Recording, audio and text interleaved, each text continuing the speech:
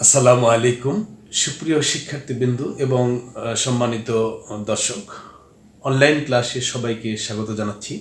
আমি মোহাম্মদ একবর হোসেন। প্রিয় শিক্ষার্থীবৃন্দু, আজ আমি এইচএসসি আইসিটি সাবজেক্টের তৃতীয় অধ্যায় সংখ্যা পদ্ধতি ও ডিজিটাল ডিভাইস অংশ থেকে আলোচনা করব।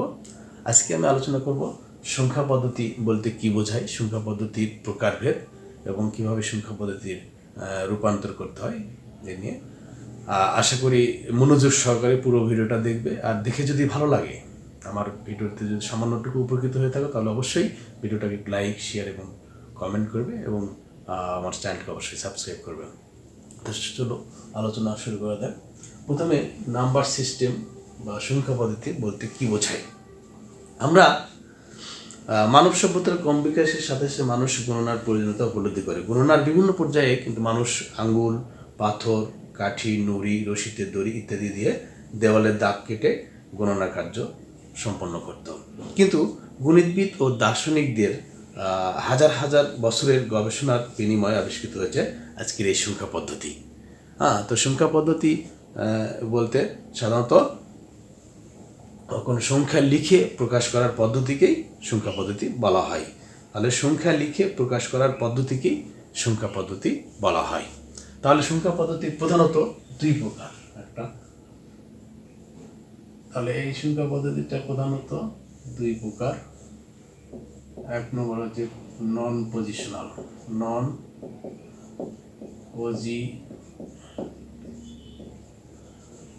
আর হচ্ছে পজিশনাল।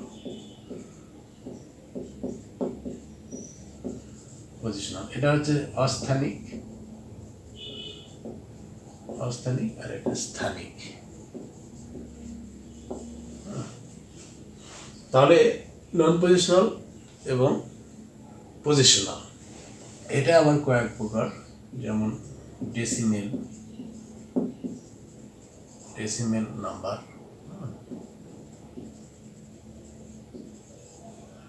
তারপর বাইনারি নাম্বার,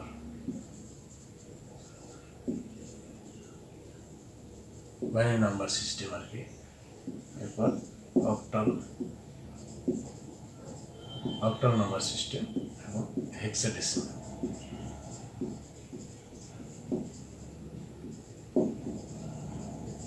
নাম্বার সিস্টেম।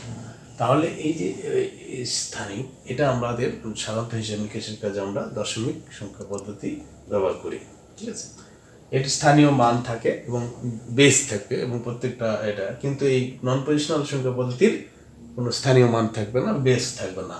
এটা শুধু পরপর বসে, যেমন মনে করো এই ধরনের পদ্ধতি প্রাচীনকালে ব্যবহার করতো, যেমন মনে করো যে রোমার হায়ারোগ্লিফিক্স, মেয়ান, যেমন মনে করো ওয়ানকে প্রকাশ করার জন্য মনে করো যে এরকমভাবে ওয়ান ব্যবহার হতো, টুকে প্রকাশ করার জন্য এটা মনে করো টু, এভাবে প্রকাশ করতে, এর কোনো স্থানীয় মান নাই। কিন্তু দশমিক সংখ্যা পদ্ধতির স্থানীয় মান আছে। এই পজিশনাল সংখ্যা পদ্ধতি, যেমন দশমিক সংখ্যা পদ্ধতি, মনে করো ডেসিমেল নাম্বার বা ডেসিমেল নিয়ে আলোচনা করি। যে সংখ্যা পদ্ধতিতে 10টি মৌলিক প্রতীক ব্যবহার করা হয় তাকে দশমিক সংখ্যা পদ্ধতি বলা হয়। যেমন কি কি? 0, 1, 2, 3, 4, 5, 6, 7, 8, 9। এখানে দেখো 10টা প্রতীক আছে, 0, 9টা, তাহলে কয়টা আছে? 10টা। এই যে 10টা প্রতীক ব্যবহার করা হচ্ছে এই সংখ্যা পদ্ধতি, এই জন্য এটাকে দশমিক সংখ্যা পদ্ধতি বলা হয় এবং এর বেস হচ্ছে 10। তাহলে এখানে একটা জিনিস বললাম, বেস কি জিনিস, খুব গুরুত্বপূর্ণ একটা বিষয় বেস। বেস হচ্ছে কোনো সংখ্যা পদ্ধতিতে যে কয়টি মৌলিক প্রতীক ব্যবহার করা হয় তার সমষ্টিকে বেস বলা হয়, বেস বা ভিত্তি বলা হয়। কোনো সংখ্যা পদ্ধতিতে যে কয়টি মৌলিক প্রতীক ব্যবহার করা হয় তার সমষ্টিকে বেস বা ভিত্তি বলা হয়। তাহলে আমাদের দশমিক সংখ্যা পদ্ধতিতে 10টা মৌলিক প্রতীক ব্যবহার করতে বেস 10। তাহলে বোঝা গেল বেস কাকে বলে।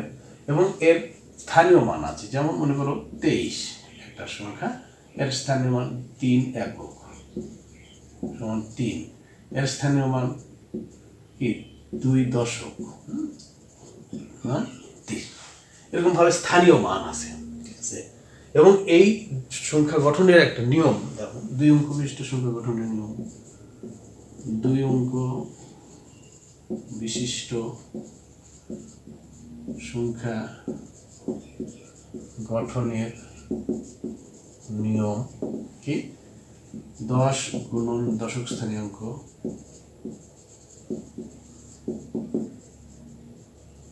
যোগ 1 গুণন একক স্থানীয় অঙ্ক।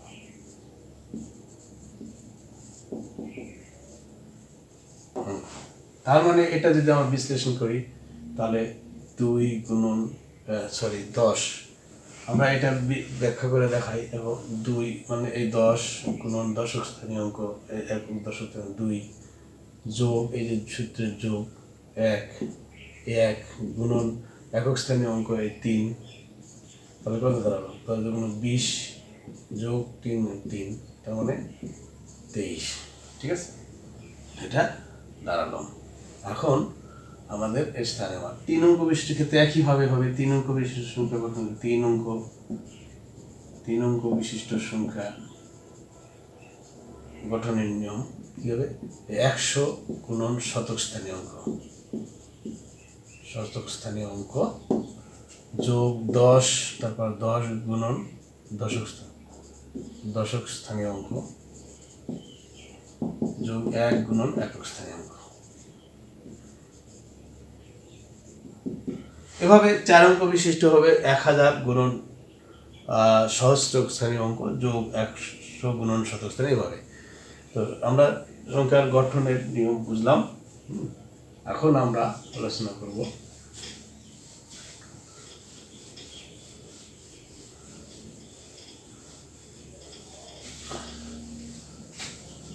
বাইনারি সংখ্যা,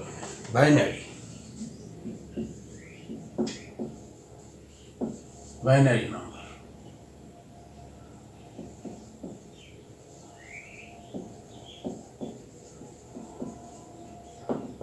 সিস্টেম, বাইনারি নাম্বার সিস্টেম যে সংখ্যা পদ্ধতিতে 0 এবং 1 এই দুটি মৌলিক প্রতীক বা ডিজিট ব্যবহার করা হয় সেই সংখ্যা পদ্ধতিকে বাইনারি সংখ্যা পদ্ধতি বলা হয়।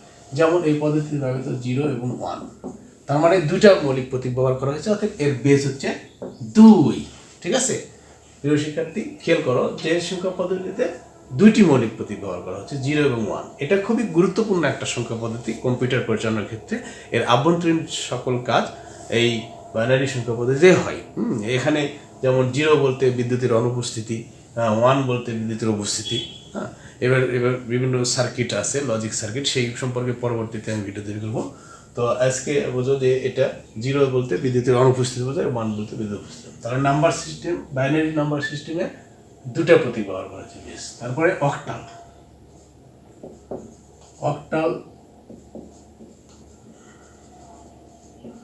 Number system. তাহলে এটার বেস কি? এটা কি বাইনারির বেস হচ্ছে 2। অক্টাল সিস্টেমে 0 থেকে 0, 1, 2, 3, 4, 5, 6, 7 এখানে এই 8টা প্রতীক ব্যবহার করা হয়েছে। এর 8 এর বেস 8টি, অর্থাৎ এর বেস 8। তাহলে আমরা অক্টাল সিস্টেমে যে সংখ্যা পদ্ধতিতে 8টি মৌলিক প্রতীক এবং কোনগুলো এই 0, 1, 2, 3, 4, 5, 6, 7 এই 8টি মৌলিক প্রতীক ব্যবহার করা হয় সেই সংখ্যা পদ্ধতিকে বলা হয় অক্টাল সংখ্যা পদ্ধতি। এবং এই তাহলে অক্টাল সংখ্যা পদ্ধতির বেস কত? 8। ঠিক আছে, এরপরে ডেসিমাল সংখ্যা পদ্ধতি, sorry hexadecimal.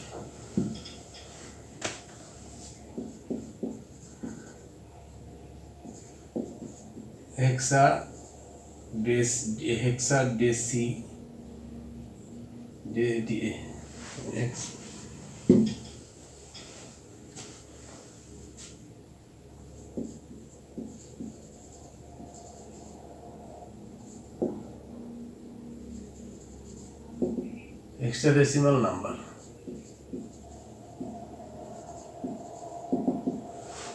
Hexadecimal number system যে সংখ্যা পদ্ধতিতে 16টি মৌলিক প্রতীক ব্যবহার করা হয় সেই সংখ্যা পদ্ধতি হেক্সাডেসিমাল সংখ্যা পদ্ধতি বলা হয়। যেমন কি 0, 1, 2, 3, 4, 5, 6, 7, 8 9 A B C D E F এই 2 3 4 5 6 7 8 9 10 11 12 পরে আছে 1 2 3 4 5 6 7 8 9 10 11 12 13 14 16 এই 16টি মৌলিক প্রতীক ব্যবহার করা। তাহলে এখানে 9 পর্যন্ত এর মান, এর মান কি দাঁড়াবে? এর মান সমান 10, বি এর মান এই যে 9 পর 10, 9 10, 10 পর 11, বি মানে 11, সি মানে 12, ডি মানে 13, ই মানে 14, এফ মানে 15। প্রিয় শিক্ষার্থী লক্ষ্য রাখো, তাহলে এর বেস কত? তাহলে 16টা মৌলিক পদ্ধতি, এই সংখ্যা পদ্ধতির বেস হচ্ছে 16। তাহলে দশমিক সংখ্যা পদ্ধতির বেস 16। তাহলে আমরা এটা বুঝতে পারলাম। এখন আমরা সংখ্যা পদ্ধতির রূপান্তর নিয়ে আলোচনা করব।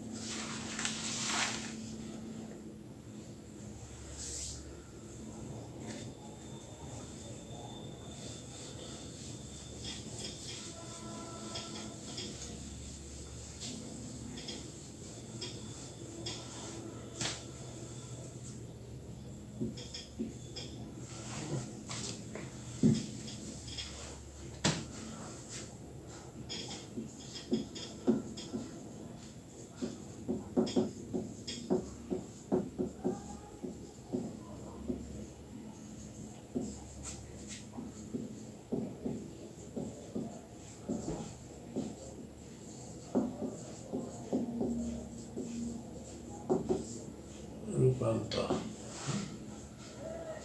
আমরা আলোচনা করব সংখ্যা কনভার্সন অফ নাম্বার বা সংখ্যা পদ্ধতির রূপান্তর। প্রথমে আমরা ডেসিমাল টু বাইনারি এটা আলোচনা করব। ডেসিমেল থেকে বাইনারি, আমরা ডেসিমেল থেকে, আমি একটা কথা, নিয়ম, অনেক নিয়ম আছে, আমি একটা নিয়ম যেটা বলবো সবার ক্ষেত্রে প্রযোজ্য হবে। যেমন ডেসিমেল থেকে যে কোনো সংখ্যাতে রূপান্তর করতে গেলে আমরা সেই সংখ্যা পদ্ধতির বেস দ্বারা পর্যায়ক্রমে ভাগ করব যতক্ষণ না পর্যন্ত ভাগফল শূন্য না হয়। এবং আমি তাহলে আমরা এখানে ডেসিমেল থেকে বাইনারিতে যেতে, তাহলে বাইনারি বেস 2, তাহলে আমরা 2 দিয়ে ভাগ করব। তাহলে মনে করো একটা সংখ্যা লিখি, কত লিখি এখানে, মনে করো যে একটা আছে, মনে করো যে 24, এটাকে বাইনারিতে প্রকাশ করো, আর তো এর বাইনারি কত? তাহলে আমরা কি বললাম, বাইনারি বেস 2 দ্বারা ভাগ করবো, 24 ভাগ 2, তাহলে কত হয়? 12 দুগুণ 24, অবশ্যই থাকলো 0, আবার 2 দিয়ে দেবো, 6 বার যায়, অবশ্যই থাকলো 0, আবার 2 দিয়ে দেবো, 3 বার গেল, অবশ্যই থাকলো 0, আবার 2 দিয়ে দেবো, 1 বার গেল, অবশ্যই থাকলো 1, আবার 2 দিয়ে দিব, তাহলে কি হয়? 0 বার যাবে, অবশ্যই থাকলো 1। এই ক্ষেত্রে ঠিক আছে, ভাগফল 12 দুগুণ 24, 6 দুগুণ 12, 0, 3 দুগুণ 6। এখন কি করতে হবে? এই নিচের থেকে মানে উপরের দিকে সাজা লিখতে হবে। এখান থেকে 1 1 0 0 এই 0, কারণ এগুলোকে এমএসবি বলা হয়, নিচে এমএসবি আর এগুলো এলএসবি। এলএসবি মানে কি? লিস্ট, লিস্ট সিগনিফিক্যান্ট বিট, আর মোস্ট সিগনিফিক্যান্ট বিট।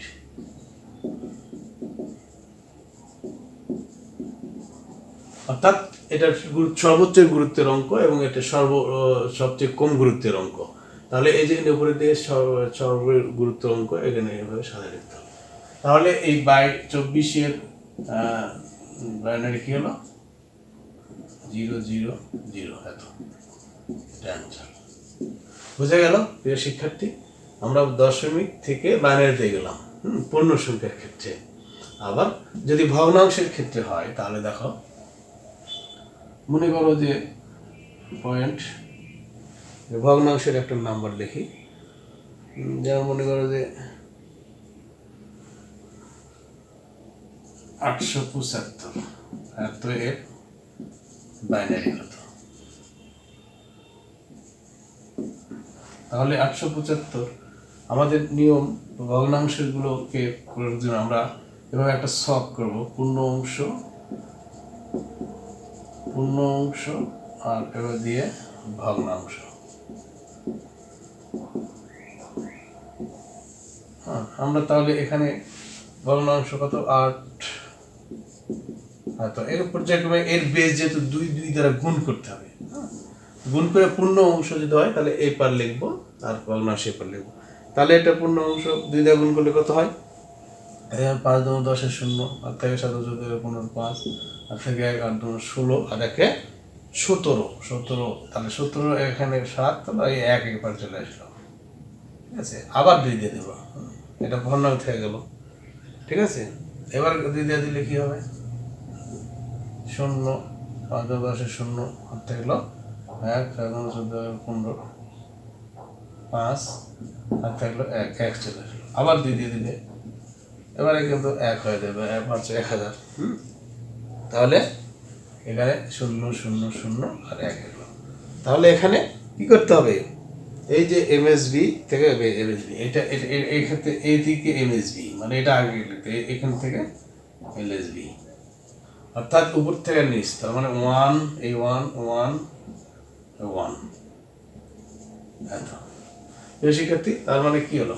0.875 এর বাইনারি 111 অ্যান্সার। বুঝা গেছে? আমরা ভগ্নাংশ, এটা পূর্ণ সংখ্যার ক্ষেত্রে নিয়ম, এটা ভগ্নাংশের ক্ষেত্রে নিয়ম। ঠিক আছে, এখন আমাদের কি দাঁড়ালো? 24। তাহলে যদি আমরা এটার বাইনারি করি, মানে উপর থেকে মিশে দিই,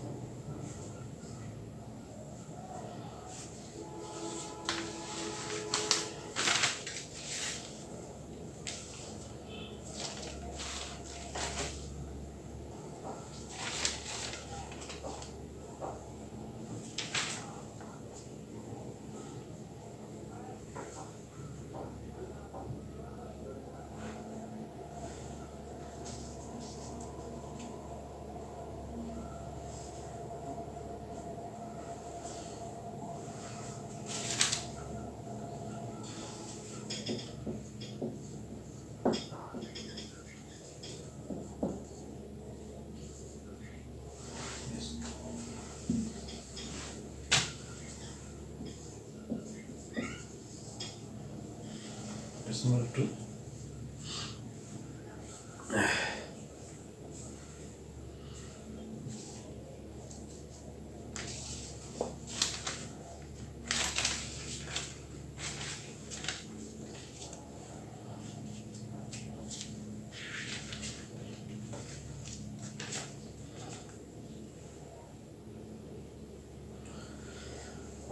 আমরা ডেসিমাল টু অক্টালের করব। তাহলে আমরা মনে করব যে 99, এটার অক্টাল কত? আমরা অক্টাল ক্ষেত্রে আমরা অক্টালের বেস 8, এই 8 দিয়ে ভাগ করব। তাহলে 99 ভাগ 8 কতবার যায়? মনে করো যে এই 8-এর ভিতর 1 হয়ে গেল, অবশ্যই 1 19, 19-এর ভিতর 2 হয়ে গেল, আর 2 16, তাহলে অবশিষ্ট হলো কত? 12, অবশিষ্ট হলো 3। আবার 8 দিয়ে দিব, একবার যায়। ঠিক আছে, খেয়াল করো এখানে 12-এর ভিতর 8 দিয়ে একবার গেল, তাহলে 8 1 থাকে, অবশ্যই থাকলো 4। আবার 8 দিয়ে যদি দেই 0, অবশ্যই থাকলো 1। এই হ্যাঁ, তাহলে এখন আমাদের এখান থেকে এইভাবে লিখতে হবে কি, আমাদের এখানে খেয়াল করো 8 দিয়ে ভাগ করলে 1 হয় 0। তাহলে আমাদের সাজিয়ে লিখতে হবে, এই যেভাবে আমরা করলাম পূর্ণ সংখ্যার ক্ষেত্রে এগুলো এমএসবি আর এটা এলএসবি। তাহলে এগুলো 1 4 3 1 4 3, ঠিক আছে। তাহলে 99 এত 1 4 3 অক্টাল, ঠিক আছে, বুঝে গেছে। আমরা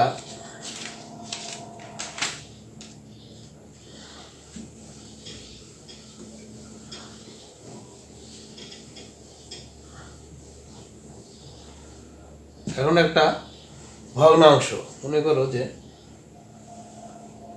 0.275 এত এর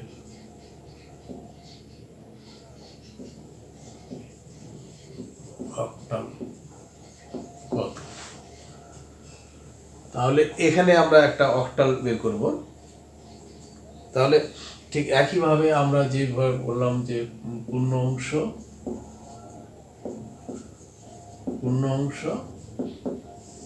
ভগ্নাংশ, 0.275 গুণন 8 দিয়ে এটার বেস 8, আমরা বাইনারির ক্ষেত্রে দিলাম দিয়ে এটা যেহেতু 8 দিয়ে ভাগ করতে হবে, গুণ করতে হবে। 8 দিয়ে গুণ করার পর কত দাঁড়াবে? 5 8 40 0, 8 থেকে 4, 7 8 56, 8 4 60, 6 8 16, 8 6 কত? 16 8 6 20, সরি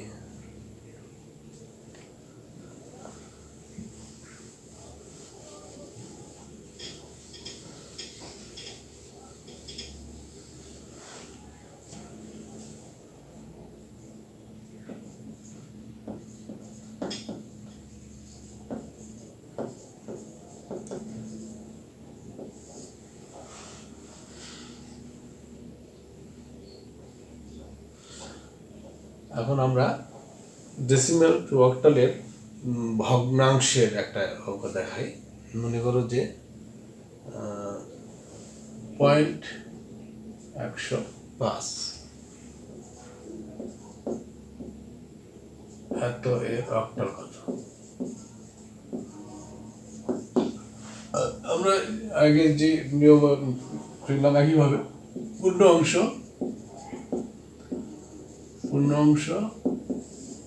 ভগ্নাংশ, তাহলে 0.15 এটা আমরা এই যে অক্টালের বেস 8 দ্বারা গুণ করবো। 8 দ্বারা গুণ করলে কত হয়? এবং 5 8 40 0 8 থেকে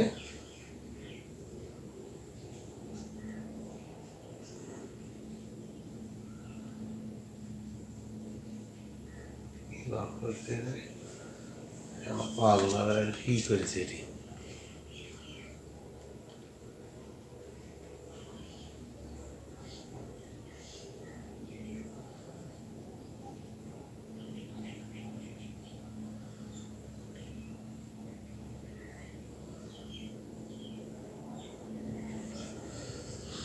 তাহলে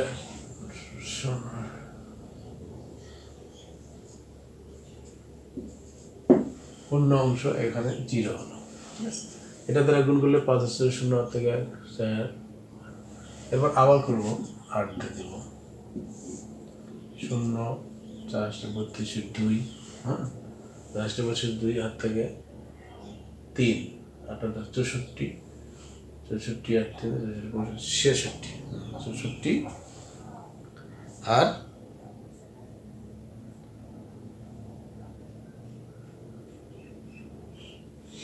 সেটা ভালো লাগে না।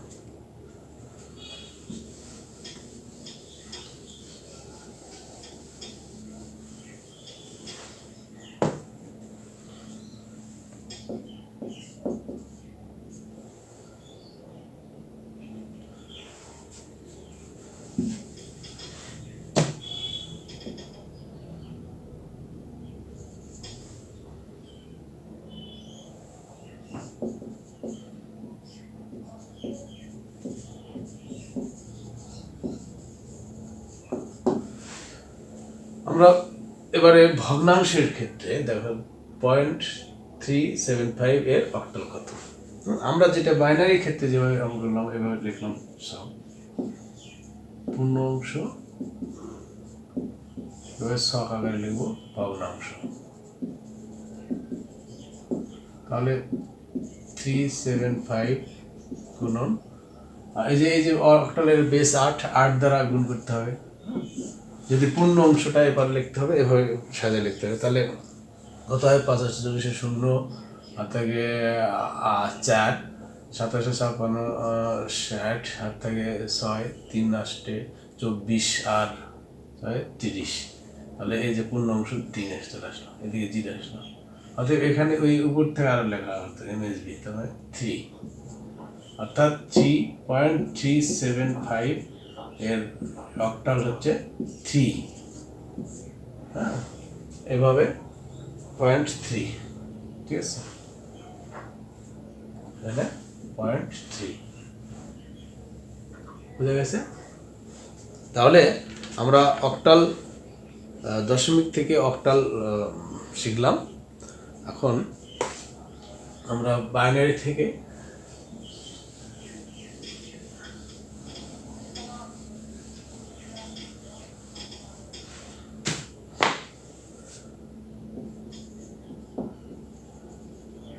Binary two decimal.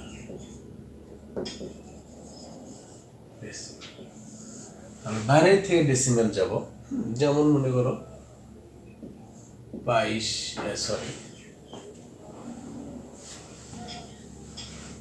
Binary two decimal যে কোনো একটা বাইনারির মান মনে করো 1 1 1 0। এতে ডেসিমাল কত?